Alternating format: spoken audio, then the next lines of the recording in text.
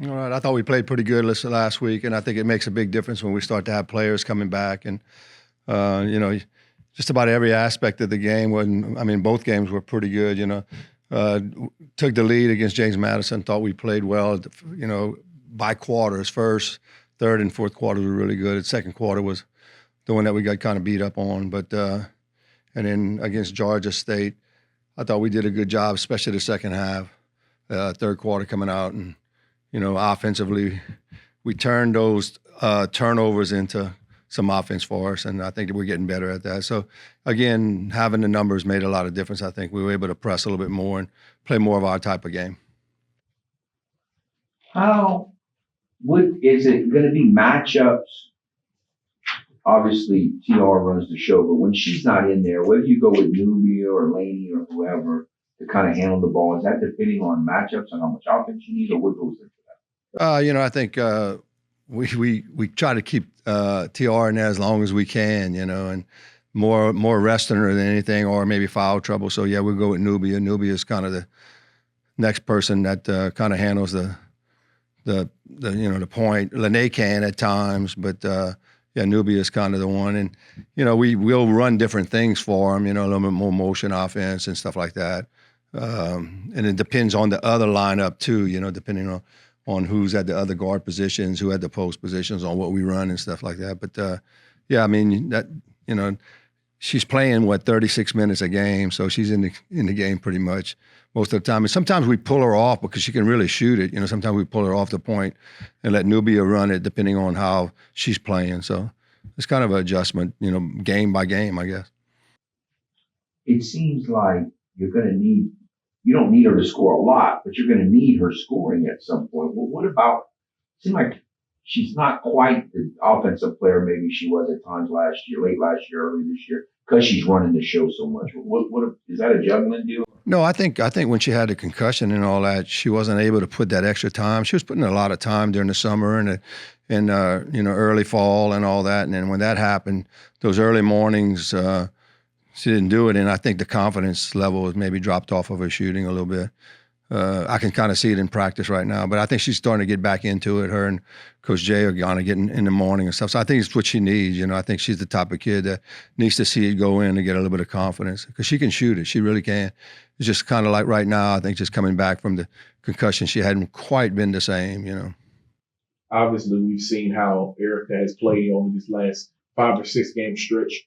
How important is it going to be as teams start to look at the scouting report and say, all right, we got to take her away, and everyone else around is still able to get points? You know, that's what, you know, it usually happens. You know, if you are the, you know, the person that's shooting it really, really well, they're going to start taking that stuff away, especially when you get into the conference. You know, they kind of know what we run, they know our system and stuff like that. So they'll probably start to take some of it away, and yeah, everybody else has got to kind of step up. You know, I think that's going to be the big thing. Jay actually practiced today, so that was kind of a big deal for us to see her kind of. And I don't know when she'll be able to play, but she looks good. I mean, she looks pretty good. So that could be another scoring threat that we could get from. And you know, Lene's getting a little bit better at shooting the ball. I think she needs to kind of get, you know, get going. And with TR too, you know. So we got some shooters. Is right now the hot hand is Erica, and that's what she. I mean, that's why we got her here, you know, catch and shoot kid that can, and her jump shots actually pretty good. And then her defense is starting to get a little bit better. You know, I think that was the thing that you didn't see her a lot at the beginning because she wasn't defending like we needed her to, and she's starting to do that. And I think when she starts to do that, her offense comes up too, you know, or gets better. Last year, you guys went to Mobile and just hammered them, and then they came back a couple weeks later and beat you. Is this an opportunity to kind of teach the team about preparing for every game, you know, and not taking a team lightly? No doubt, yeah. I think that's why we really played well when we went over there and played as a team, and then came back over here and just kind of, I think we took them lightly, you know. You could kind of feel the preparation wasn't quite the same. We didn't do the little things to win the game, and yeah, and they were able to kind of come and beat us at home. So yeah, I mean, every game in conference is going to be for us is going to be important. So yeah, hopefully we can kind of stay focused. I think with the experience we have older kids and more mature kids that I think they understand that already. I haven't really seen much of a drop off this year at all in any of the games, other than, you know, having injuries and stuff like that. But most of the kids are really locked in. So what's going to determine whether Jalen could play in a game this weekend or not?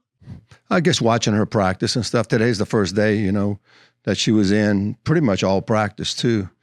Practice on the defensive side, the offensive side. So I guess it's just kind of watching her. It looks good. I don't think we're going to rush like we did last time. She looked so good. We just threw her in there. So I think it'll be limited minutes maybe, that we'll see. And then it's how she feels, how sore she is after she does these practices and stuff. So it may take a week or two before we kind of see a lot of minutes from her. But I think she'll see some minutes, hopefully this week. Talk about the challenge of these weird weekends where you're playing home and away. Yeah, that's a tough thing. I know one year we had 4 of them, and then they kind of tried to do. I was one of the main things they were trying to do away with is sometimes the visiting team gets here before you get back. Depending on where you're going. But I think they tried to do those games where we were a little bit closer. I think 4 hours away is Mobile, so I think that's why Mobile is always going to be one of those trips that we go there and then we come back and play someone else. So yeah, I don't like it, but I mean, I don't know how you fix it. Being that kind of all over the place anyway. And this year, January we're on the road a lot. We'll be on the road a lot, so I guess you just got to play it. I guess it's better than what we used to have and be on the road all the time at the beginning of the year until you said something and wrote an article and got me in trouble and you in trouble.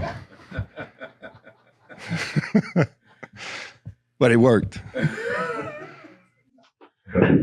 So is it obviously you don't want turnovers because y'all are so good at getting them. So how much of the key to just avoiding the turnovers that you commit, just making simple passes rather than trying to make fancy passes? Yeah. Or is that not something y'all really?